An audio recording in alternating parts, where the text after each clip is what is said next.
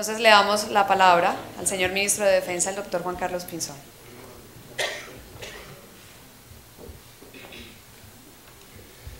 Bueno, muy buenas tardes. Primero que todo me excusan la pinta. Me bajé del avión y nos desplazamos directamente hasta acá. Me pareció que este es un foro demasiado importante, de un contenido realmente relevante, tanto en términos de las prioridades del gobierno nacional, como en términos de lo que este tema representa para el futuro del país. Déjenme comenzar este respetuoso saludo por agradecerle a la señora Contralora, a usted, doctor Velilla, a todos los organizadores de este evento. La ley de víctimas, ley de tierras, es una prioridad del gobierno nacional, es una prioridad del gobierno del presidente Santos. Ser efectivos en estas leyes representa avances con contenido social para beneficio del país, pero sin duda deben contribuir a crear ambientes de seguridad más estables en el largo plazo. Al mismo tiempo deben ir minando, si se quiere, los discursos que en nuestro parecer son discursos inapropiados, sobre todo si asocian los temas sociales a la violencia. Pero si eso lo hacen o lo han hecho grupos armados, pues avanzar en una ley como estas debe de una vez por todas romper esos argumentos. A mí me parece que es importante notar y decir muy francamente la razón por la que hoy el país puede darse el lujo de tener un foro de la importancia como el que estamos teniendo en esta tarde y en este día. Es en buena medida porque el país tiene hoy una fuerza pública, unas fuerzas militares y una policía nacional que en la última década, quizá desde antes, pero en particular en los últimos años, vinieron trabajando con mucha efectividad, hasta el punto en donde los colombianos dejamos de andar concentrados en muchas de las dificultades del pasado y hemos empezado a pensar un poco en un futuro mejor, en unas posibilidades diferentes. Pero sí me parece importante en un espacio como este que ese reconocimiento se haga. Aquí hemos llegado hoy en Colombia a hablar de tierras, hablar de reparación a víctimas, hablar en otros aspectos de inversiones en todas partes del país, de presencia de distintos sectores en zonas alejadas, en buena medida precisamente por esos esfuerzos y, para hablar muy francamente, por esos logros de militares y policías en Colombia. Las fuerzas militares y la Policía Nacional cada vez más vienen incorporando dentro de su código genético el respeto por los derechos humanos, y su esencia es, y no puede ser otra, que la defensa precisamente de esos derechos consignados en la Constitución para todos los ciudadanos. De ahí que cuando se habla de este tema de restitución de tierras, entonces no solo este tema lo vemos con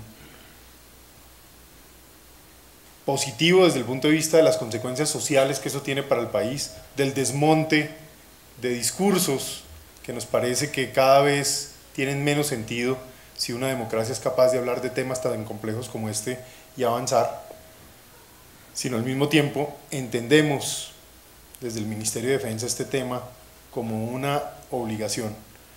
En mi caso como ministro, no solo porque es parte de la contribución que tenemos que hacer a los esfuerzos del presidente Santos y del gobierno como un todo, tratando de contribuir a que este proceso se adelante en el marco de la mayor seguridad posible.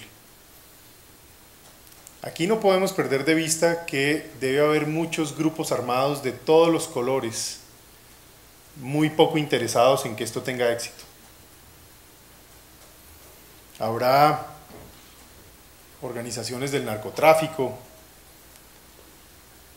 que se han desmontado seguramente y han mutado, pues muy poco interesadas en que las tierras lleguen a sus dueños originales. Y habrá otras zonas del país donde los grupos armados han venido queriendo hacer sus propias reformas agrarias, como consta en los documentos que se han recaudado de parte de esos grupos, y entonces encontramos que obviamente ven esto como una amenaza a su concepto de crear pequeñas zonas autónomas, si se quiere, pero al mismo tiempo también como una oportunidad para otra vez tratar de aprovecharse de los medios que brinda el Estado, de Derecho, para, en efecto, crear unas políticas apropiadas. Déjenme decirlo más claro. Hay zonas en donde seguramente van a tener mucho interés en forzar titulaciones de tierras que, de alguna manera, garanticen el dominio o el control de ciertos grupos armados en ciertas zonas. Y habrá otros sitios en donde no van a estar interesados en que haya titulación de tierras porque les afectan los intereses a esos grupos armados. Eso lo reconocemos y eso está ahí. Nosotros en el gobierno tenemos la obligación de trabajar de manera coordinada. Y ya lo dije, esto es una prioridad del gobierno nacional. Desde el primer momento en que me posesioné como ministro, pero ya se venía haciendo desde antes, se venía discutiendo, insistí que trabajar desde el Ministerio de Defensa en la parte que nos corresponde en pro de estas leyes o el desarrollo efectivo de estas leyes es una prioridad, es un tema de la mayor importancia. Ahora, en ese sentido, el Ministerio de Defensa ha venido teniendo reuniones en el último año con el Ministerio de Agricultura. Como pasa en los gobiernos, hay opiniones, hay sitios donde el Ministerio de Defensa cree que hay que ir más rápido y otros más despacio, y es posible que en el Ministerio de Agricultura en algunos casos se piense que aquí más rápido, aquí más despacio. Son temas de coordinación, son temas de gobierno. Yo he hablado muy francamente con el ministro Juan Camilo Restrepo, mi colega de gabinete y persona además a quien he admirado y apreciado por muchos años, como un hombre muy serio y muy relevante para el país, y seguramente lo que nos toca hacer es sentarnos y ver cómo hacemos esto de la mejor manera. Ahora, cuando digo que hay unos interesados en que esto fracase, pues es parte del reto de seguridad que tenemos. Sobre esto debo decir lo mismo que he tratado de decirle al país. Aquí venimos con el ánimo de pensar estratégicamente, de hacer cambios en donde tengamos que hacerlos, de tratar de crear ambientes de seguridad en general, pero también es cierto que aún en este país esos grupos armados de distinta índole son capaces de ir y asesinar personas o de amedrentar personas única y exclusivamente en busca de sus objetivos. Nuestro trabajo, como viene siendo en los últimos años, es por supuesto lograr que se respete cada vez más los derechos de los ciudadanos. No en vano, este es un país que hace tan solo una década, no es sino voltear a mirar atrás, era un país de más de 32.000 homicidios al año, y hoy estamos en un país en donde sigue existiendo un número de homicidios gigantesco, pero vamos por el orden de 15.000. Eso no es para regocijarnos. A nosotros nos corresponde simplemente seguir empujando y seguir avanzando. Vengo de zonas difíciles, precisamente de zonas que seguramente este tema es un tema trascendente para lograr un contexto de estabilidad, ojalá permanente. Zonas como el Cauca, como Nariño, donde venimos hoy con el señor presidente. Y allí uno nota que precisamente el hecho de tener una política de seguridad, de apretar en ciertas zonas, genera también reacciones, o que cuando se habla que el Estado, por ejemplo, va a tratar de hacer una carretera o va a llevar política social, pues inmediatamente también reaccionan porque ellos saben, llámese banda criminal, llámese grupo terrorista, guerrillero, como lo quieran llamar, grupos que actúan en el crimen, pues estos grupos criminales apenas sienten que el Estado va a entrar, que el Estado realmente va a cambiar el contexto, inmediatamente reaccionan. Y evidentemente asesinan a unos, asesinan a otros, secuestran, etc. Y precisamente en esas zonas, pues lo que estamos haciendo es, en ese proceso de revisión que el presidente me ha ordenado desde que llegué, empezar a tomar algunas decisiones. Hoy, por ejemplo, allá en la zona de Nariño, tomamos la decisión, fue el presidente y activó una brigada de infantería marina, pero no contentos con eso, viendo que la zona está un poco presionada, tuvimos que tomar la decisión de incrementar en 600 hombres de las fuerzas militares y cerca de 400 de la Policía Nacional el pie de fuerza en esa zona. Eso seguramente va a generar un efecto positivo en digamos, en la capacidad en contra de estas amenazas armadas. Pero en esta política que el presidente Santos viene adelantando y que nos corresponde desarrollar en materia de seguridad, somos absolutamente conscientes, no solo conscientes, absolutamente convencidos que el contexto de seguridad cambia, no solo con el esfuerzo de la fuerza pública, que ha llegado a zonas insospechadas, que hace presencia, que se sacrifica, que son los primeros que mueren por las minas que están allá y sin embargo siguen adelante hasta que poco a poco van doblegando todos los que atentan contra los ciudadanos, pero sin duda con un esfuerzo integral del Estado. Sin duda con un esfuerzo integral del Estado. El Estado en el Ejecutivo tiene que hacer presencia con los programas sociales, tiene que llevar infraestructura, por eso el plan de consolidación tiene consecuencias estratégicas para el país, tiene consecuencias estratégicas para la seguridad, pero para el futuro de las personas que están en esas zonas. Cuando pensamos en el Estado, no es solo el Ejecutivo. El Estado tiene otros componentes. La presencia institucional del resto del Estado. Que la Fiscalía General de la Nación, que tiene toda la vocación de colaboración en este momento, están tratando de ayudarnos, que haga presencia y que haga más presencia es demasiado importante. Porque resulta que mucho de lo que está sucediendo en el país son mutaciones de las distintas organizaciones. Cada vez menos ellos se organizan de manera masiva para confrontar la fuerza pública y más bien se camuflan entre la gente, viven entre las casas, salen, lanzan una granada o lanzan un tatuco, mortero, hechizo o disparan a distancia, inmediatamente se esconden en las casas. ¿Qué pasa? Eso se puede judicializar. Digamos, el empleo directo de la fuerza se limita, precisamente ¿por qué? Porque prima la protección al ciudadano, a los ciudadanos que están alrededor. Ese es un principio básico de la manera en que tenemos que actuar. Pero en ese contexto, entonces, que se judicialice, pero que al mismo tiempo la muy respetada rama judicial pueda tomar decisiones y en ciertas zonas sea consciente que una cosa es la situación de seguridad en una ciudad como la nuestra y otra cosa es en una zona alejada en donde probablemente se requiere decisiones un poco más rígidas y entender mejor ese contexto.